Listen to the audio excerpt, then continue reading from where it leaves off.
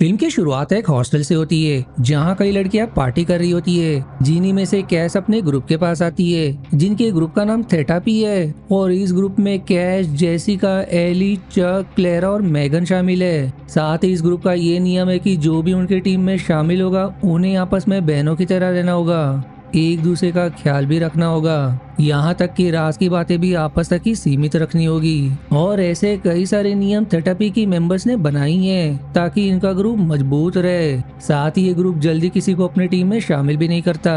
पर वहीं ये सारी लड़कियां जब आपस में मिलती है तो इन्हें मेगन कहीं दिखाई नहीं देती। जेसिका इस पर बताती है कि वो अभी चक के भाई गैरेट के साथ उसके कमरे में है। वहीं गैरेट ने अभी अपनी गर्लफ्रेंड को चीट किया है और बाद में जरूर मेगन से भी चीट करेगा, इसलिए हमने उसे सबक सिखाने का बहुत ही अच्छा तरीका ढूंढ निकाला है। इधर गैरेट जब सच में मेगन के साथ इंटीमेट होने की कोशिश कर रहा होता है कि तभी मेगन के मुंह से झाग निकलने लगता है, जो देख कर वो एकदम घबरा जाता है और फिर थेटापी की सारी लड़कियों को वहाँ बुला लेता है। वो सभी अब गैरेट से सवाल करती है कि आखिर तुमने मेगन को कितनी गोली खिलाई? हमने तो सिर्फ एक ही गोली कहा था ताकि वो नशे में रहे, पर तुमने जरूर एक से ज्यादा गोली उसे खिलाई है जिससे वो सांसें भी नहीं ले पा रही है। लगता है ये अब नहीं रही।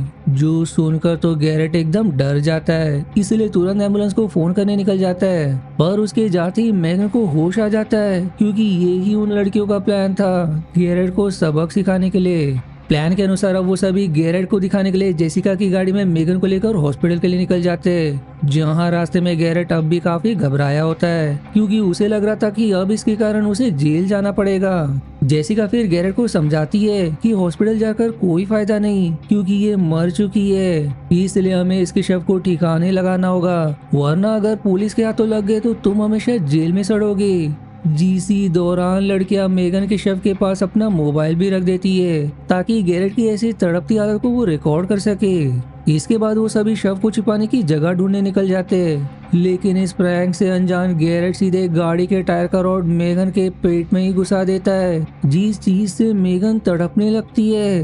तब गैरेट को समझ आता है कि ये तो बस एक मजाक था।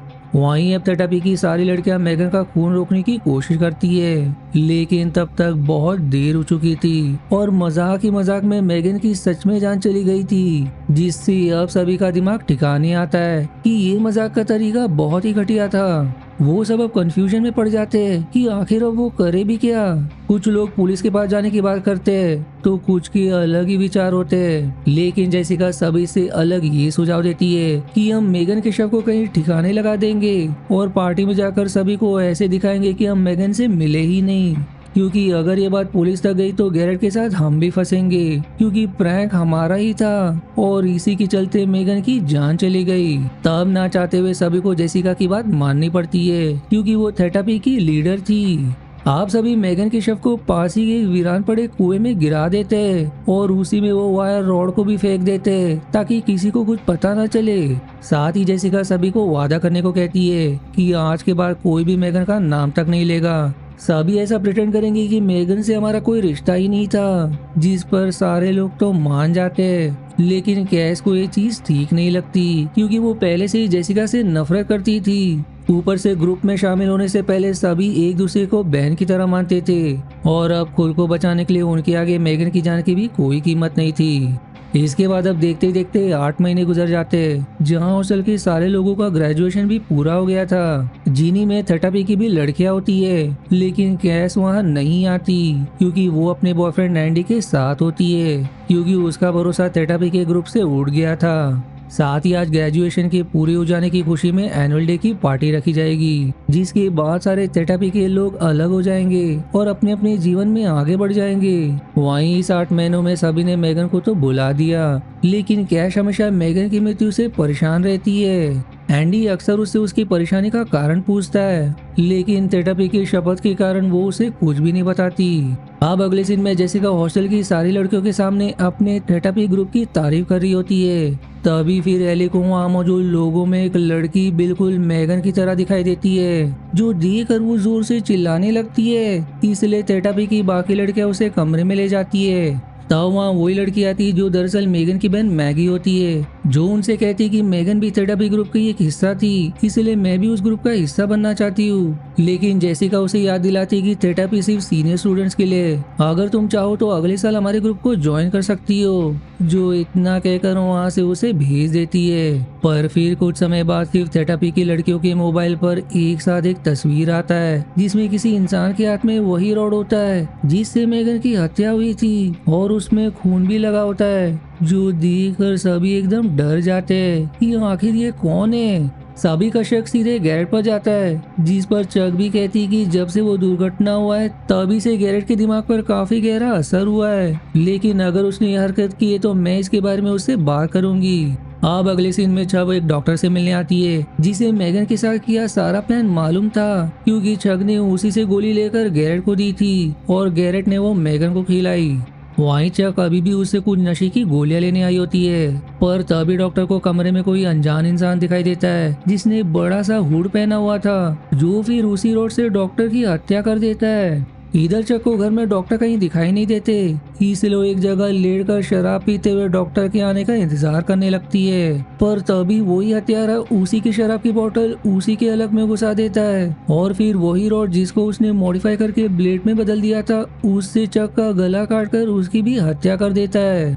वहीं उसी दौरान जब जेसिका और क्लेरा बाथरूम में मेगन के बारे में बातें कर रहे होते, तब उनकी बातें वहां आ रही एक लड़की सुन लेती है, जिससे वो काफी ज्यादा डर जाती है। लेकिन तभी वहाँ वही हत्यारा आ जाता है, जो सीधे उस रॉड को लड़की के हलक में घुसा देता है, जिससे वो बेचारी भी उस हत्यारे का शिकार बन जाती है। इधर एली बेसमेंट में वोडका की बोतल लेने आती है, पर तभी उसे वहाँ मेगन का कोट दिखाई देता है, जिसे पहनकर ही थेटापी की लड़कियों ने उसे कुएं में फेंका था। जो देखकर वो एकदम डर जाती है कि आखिर ये कोट यहाँ कैसे आ गया। वो अब बाकियों को भी इसके बारे में बताती है, लेकिन अब भी सभी को यही लग रहा था कि गैरेट इन सब के पीछे है, जो उनसे बदला लेने के लिए ऐसा मजाक कर रहा है। पर वहीं एली और कुछ लड़कियों को लगता है कि शायद मेगन अब भी जीवित है, या फिर उसकी आत्मा वापस आ गई है, जो सभी से अपना बदला लेना चाहती है। पर इस थ्योरी को भी जेसिका नकारते हुए सभी को कोट छिपाने को कहती है। इसके बाद अब रात को एनुअल डे की पार्टी शुरू हो जाती है, जिसमें सभी अपनी अपनी मस्ती में मग्न होते हैं। इसी दौरान क्लेरा और उसके बॉयफ्रेंड माइक में किसी बात को लेकर थोड़ी बहस हो जाती है, जिस गुस्से में क्लेरा उससे ब्रेकअप कर लेती है। जो देखकर अब माइक पार्टी में ही दूसरी ढूंढने निकल जाता है। तब माइक को एक कमरे में एली दिखाई देती है, लेकिन जैसे वो उस कमरे में प्रवेश करता है, वही हत्यारा उसके ऊपर हमला कर देता है, जिससे बचने के लिए माइक चिमनी के जरिए भागने की कोशिश करता है, पर वो हत्यारा दीवार में ही रॉड घुसाकर उसके ब्लेड से माइक का गला काट देता है। लेकिन ये सारी घटना एली देख लेती है, इसलिए वो तुरंत थेटापी के मेंबर्स को माइक के बारे में बता देती है, जो जानकर वो लोग भी डर जाते हैं, क्योंकि माइक उस हत्या में शामिल ही नहीं था, तो आखिर उसे गैरेट क्यों मारेगा। तभी वो हत्यारा सभी के फोन में एक रिकॉर्डेड वीडियो भेजता है, जिसमें मेगन की मृत्यु रिकॉर्ड हुई थी। साथ ही वहाँ एक धमकी भी लिखी थी कि अगर तुम लोग मेरे बारे में जानते हो तो वहाँ आकर मिलो जहाँ मेगन की मृत्यु हुई थी, और अगर तुम लोग नहीं आए तो ये वीडियो पुलिस को पहुंचा दिया जाएगा। जो पढ़कर सभी के पैरों से जैसे जमीन खिसक जाती है। लेकिन जेसिका का अब भी कहना था कि ये सब गैरेट ही कर रहा है, उसे सबक सिखाना ही होगा। इसके बाद अब थेटापी और बाकी सारे मेंबर्स पार्टी छोड़कर उस अनजान इंसान की बताई जगह पर जाने के लिए निकल जाते हैं, लेकिन एंडी कैश को याद दिलाता है कि पार्टी तो अभी शुरू हुई है, इसके बाद तो ग्रुप के सारे लोग अलग हो जाएंगे, इसलिए अब इनके साथ जाने का कोई फायदा नहीं। पर फिर भी कैश उसे मना करते हुए वहाँ से चली जाती है। अब कुछ समय बाद सभी उस हत्यारे की बताई हुई जगह पर पहुंच जाते हैं। तब वहाँ गैरेट आता है, जिसने अपने हाथों की नसों को काट लिया था। जो देखकर अब जेसिका बिना कुछ सोचे समझे सीधे गाड़ी से गैरेट को उड़ा देती है, जिससे वो वहीं मारा जाता है। और जब सभी उसका फोन चेक करते हैं तो उसमें भी वही वीडियो और मैसेज होता है जो बाकियों को मिला था। इसका मतलब साफ है कि वो हत्याएं गैरेट ने नहीं की, बल्कि कोई और ही है। जिसके बाद अब उनका शक मेगन पर जाता है, जो अब तक जीवित है। इसीलिए जेसिका और बाकी अब ये तय करते हैं कि वो सभी उस कुएं के अंदर जाएंगे, ताकि ये जान सके कि वहाँ मेगन का शव है या नहीं। इसीलिए अब सबसे पहले कैस अंदर जाती है, जहाँ उसे मेगन का शव कहीं दिखाई नहीं देता। साथ ही वहाँ ये भी लिखा हुआ था कि थेटापी की सभी लड़कियों को मरना होगा। जो पढ़कर कैस के तो जैसे रोंगटे खड़े हो जाते हैं, पर इससे उसे ये भी यकीन हो जाता है कि इन सब के पीछे मेगन का ही हाथ है। इसके बाद सभी हॉस्टल आ जाते हैं, लेकिन वहाँ उन्हें कोई दिखाई नहीं देता क्योंकि पार्टी खत्म हो चुकी थी। तभी जेसिका को चक का मैसेज आता है जिसमें वो कहती है कि मुझे माफ कर देना, मैं पार्टी में नहीं आ पाई क्योंकि मैं अब इस दुनिया में नहीं रही।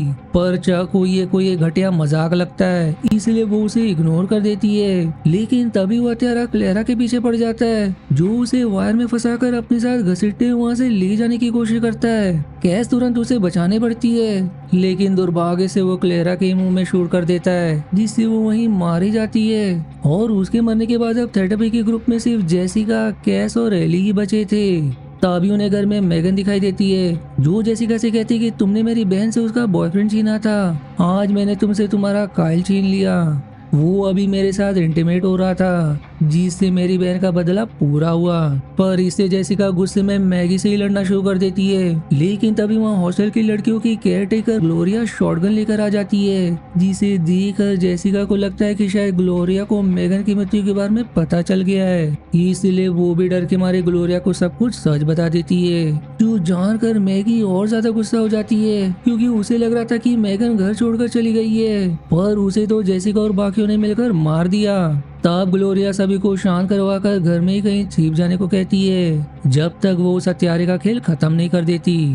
अब ग्लोरिया घर में हत्यारे को ढूंढने लगती है, जो अचानक में उसके सामने आ जाता है। ग्लोरिया उसे शूट करने की कोशिश करती है, लेकिन उससे पहले ही वो रॉड से उसकी हत्या कर देता है। वहीं मैगी भी हत्यारे को ढूंढ रही होती है, क्योंकि उसे लग रहा था कि वो मेगन है और उसकी बहन होने के नाते वो मेगन को शांत करा सकती है। पर वहाँ भी हत्यारा पहुंच जाता है, जो कॉकटेल बॉम्ब मैगी की तरफ फेंक देता है। पर जैसे तैसे वो उससे बचकर वहाँ से भाग निकलती है। और तब इस घटना से ये बात साबित हो जाता है कि वो हत्यारा मेगन नहीं है, क्योंकि वो अपनी बहन पर जानलेवा हमला नहीं कर सकती। इधर कैस और जेसिका जब घर में छुपने की जगह ढूंढ रहे होते कि तभी वहाँ कायल आ जाता है, जो जेसिका को मारने की कोशिश करता है, क्योंकि उसे समझ आ चुका था कि जेसिका उससे प्यार नहीं करती, बल्कि शहर के सेनेटर का बेटा होने के नाते वो उसकी स्टेटस को देखकर उसकी गर्लफ्रेंड बनी थी। इसलिए कायल जेसिका और कैस दोनों पर ही हमला कर देता है, जिससे बचकर वो दोनों वहाँ से भागने लगते हैं। पर तभी बाथरूम में उन्हें मेगन का शव दिखाई देता है, जिससे उनका शक यकीन में बदल जाता है कि ये काम मेगन का नहीं है। ऊपर से वहाँ कायल कुल्हाड़ी लेकर आ जाता है, जो जेसिका की जान लेने की कोशिश करता है, पर उसे बचाने कैस बीच में आ जाती है, जिसके कारण अब वो उससे ही भिड़ जाता है। लेकिन इससे पहले कि वो उसका काम तमाम कर पाता, एंडी कुल्हाड़ी कैल के ही सर में घुसा देता है। इसी दौरान अब जेसिका की नजर एंडी की जेब पर पड़ती है, जिसमें वही रोड रखा हुआ था, जिससे अब जाकर मूवी का क्लाइमेक्स रिवील होता है कि अब तक जो भी हत्याएं हुई उसका जिम्मेदार एंडी ही था, जिस पर शुरुआत से उनका कभी शक नहीं हुआ। पर इस पर जेसिका को सोचने समझने का समय मिलता एंडी रोड से उसे वहीं मार देता है, जिसके बाद अब एंडी कैसे कन्फेस करता है कि सारे हत्याओं के पीछे उसका ही हाथ है, क्योंकि वो उसे हर समय घुट घुट कर जीते हुए नहीं देख सकता था, इसलिए उसने उन सारे लोगों को खत्म कर दिया, जिससे उसे मेगन की हत्या याद आए, क्योंकि उसे उस घटना की सारी बात एली से पता चल गई, जिसने अपनी मौत को दावा देते हुए उसे सारी बात बता दी। इसीलिए फिर एंडी ने एक एक करके उन सभी को मारना शुरू कर दिया जिन्हें भी मेगन की हत्या के बारे में पता था, ताकि कैस का हमेशा के लिए उनसे पीछा छूट सके। वहीं एंडी ने माइक को इसलिए मारा क्योंकि क्लेरा ने उसे सारी बात बता दी थी।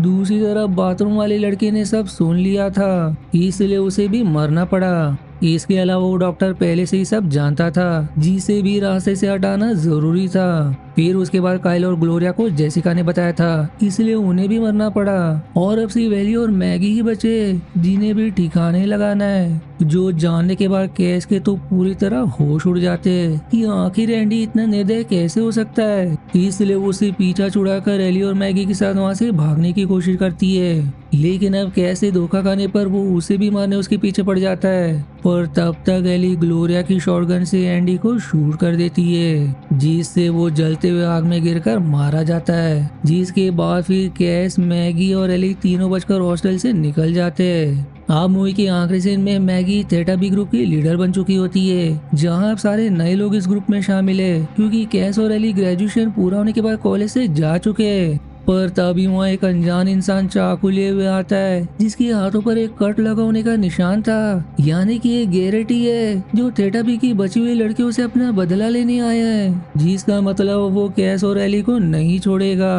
जीसी हॉरर एंडिंग के साथ ये मूवी यहीं समाप्त हो जाती है। आशा है आपको मेरी एक्सप्लेनेशन पसंद आई। यदि हाँ तो प्लीज वीडियो को लाइक करना और चैनल को सब्सक्राइब करके सपोर्ट करना ना भूलें। मिलते हैं अगले एक्सप्लेनेशन वीडियो में, तब तक के लिए धन्यवाद दोस्तों।